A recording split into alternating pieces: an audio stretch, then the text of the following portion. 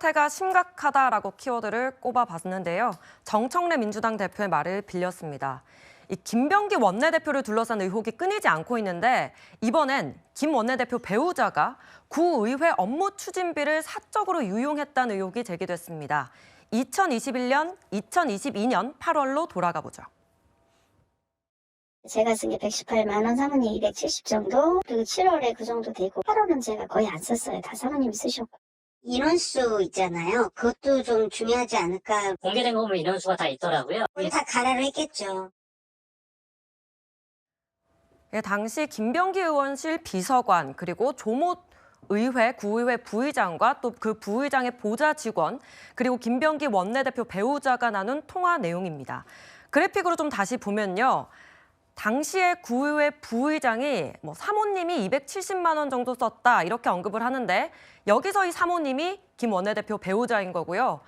배우자의 목소리도 저희가 직접 들어봤는데 그 내용을 보면 인원수 그것도 좀 중요하지 않을까 이런 이야기를 합니다.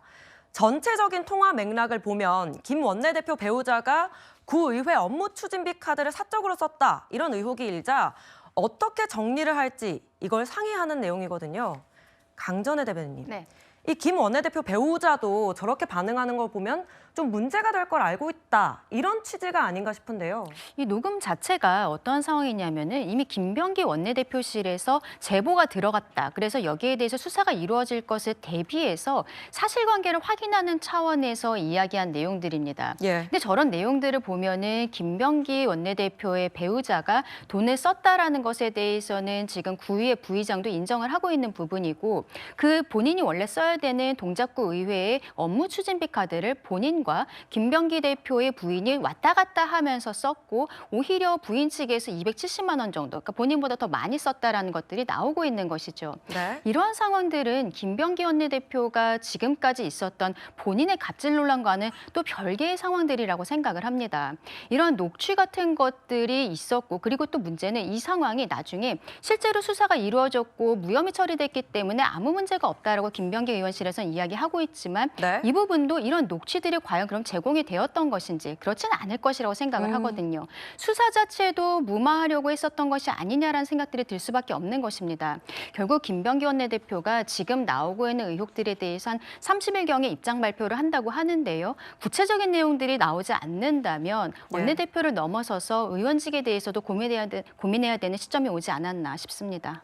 예, 언급 주신 것처럼 김 원내대표 측에서 이미 이 의혹에 대해서는 수사기관에서 수사를 했고 혐의 없음으로 종결됐다라고 반박을 한 상태입니다.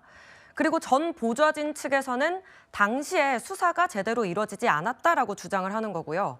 성치훈 부대변인님, 방금 강전혜 대변인도 당시에는 이 녹취가 제공이 안 되지 않았겠느냐라고 주장을 하고 있거든요. 어떻게 보십니까? 그렇죠. 그 부분도 좀 살펴봐야 되는 부분일 것 같은데요. 그때 녹취가 제공되지 않았다면 아마도 증거 불충분 때문에 혐의 없음 결과가 났을 가능성이 매우 높겠죠. 근데 네. 만약에 그렇게 됐다 하더라도 만약에 증거가 제공됐으면 더 문제일 겁니다.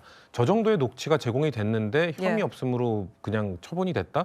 그렇다면 국민들의 의혹은 더 커질 것이거든요. 그렇기 때문에 아마도 상식적으로 생각했을 때 수사 무마나 이건 되게 어려운 부분이기 때문에 그런 건 없을 거라고 저는 생각을 하고요. 네. 아마도 저 증거가 제공되지 않았을 가능성이 매우 높다고 봅니다. 그렇기 때문에 지금 김병기 원내대표가 본인과 관련된 혐의를 계속 적극적으로 해명을 하고 있습니다만 해명이 지금 국민들을 설득할 정도로 되고 있지 않아요. 이것도 마찬가지입니다. 지금 그때 혐의 없음으로 냈다고 하는 걸로 이건 설명이 되는 부분이 아니기 때문에 이거에 대한 전 추가 해명이 필요한 사안으로 보고 있습니다. 예, 해명이 추가로 필요하다고 지적을 해주셨습니다. 아들과 관련한 의혹도 하나 더 나왔는데 김 원내대표 장남이 국정원에 다닐 때 이야기입니다. 김 원내대표가 보좌진에게 우리 아들 좀 도와줘라고 이야기를 했고 당시 보좌진이 아들과 소통을 하면서 보안이 요구되는 국정원 첩보, 인도네시아 대통령 당선인이 특정 기업에 방문하는지 진위 확인 요청에 아빠 찬스를 쓴 것 아닌가 이런 의혹이 나온 겁니다. 이 김병기 원내대표가 저렇게 도와줘라고 이야기를 한 만큼 직접 부탁한 정황도 나온 상황인데요. 윤기찬 부위원장님. 일단 김 원내대표의 해명은 아들의 직무에 대해 알지 못했다라고 합니다.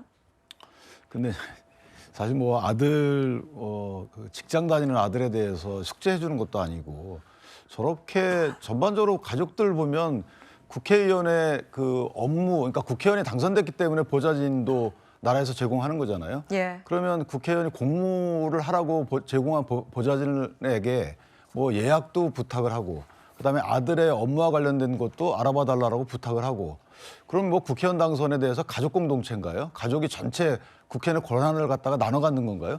그 있을 수 없는 일이죠. 더군다나 뭐 몇 가지는 관행적으로 있었다 하더라도 아들의 국정원 업무에 대해서 이걸 도와줘, 알아봐줘 이렇게 하는 게 상식적으로 저는 도저히 납득이 안 되는 이유가 본인이 국정원에 근무했었어요. 그러면 국정원의 업무에 대한 그 업무의 기밀성에 대한 평가는 이게 기밀적인지 아닌지에 대한 평가를 사후적으로 하는 거죠. 전부 다 기밀이라고 봐야 됩니다. 인도네시아 대통령의 특정 기업에 가는 정보 자체가 예. 이 정보가 보좌진에게 흘러가는 것 자체가 기밀 아니겠습니까? 근데 그거를 일단 본인이 대놓고 얘기를 했든 안 했든 아들 통해서 흘러갈 수 있는 단초를 마련해 준 것이고 네. 그다음에 아들 업무에 대해서 본인의 보좌진한테 알아봐 달라고 부탁을 하고 너무 자연스럽게 그리고 현재도 그거에 대해서 본인이 평가가 그냥 뭐 얘기만 한 것이다 아무 문제 없다라는 취지의 이런 뉘앙스의 말씀을 하시고 전 저 태도가 문제인 것으로 보여져요. 본인이 잘못했다 그러면 잘못했습니다라고 얘기가 바로 나와야 되는데 네. 이게 큰 문제가 아니다라고 하는 저 태도가 과연 언제까지 갈지 모르겠는데 글쎄요. 이 부분이 그 김병기 원내대표가 도대체 국회의원직을 어떻게 평가하는 것인지 저는 그 태도에 있어서 굉장히 놀랍다 이런 생각을 합니다.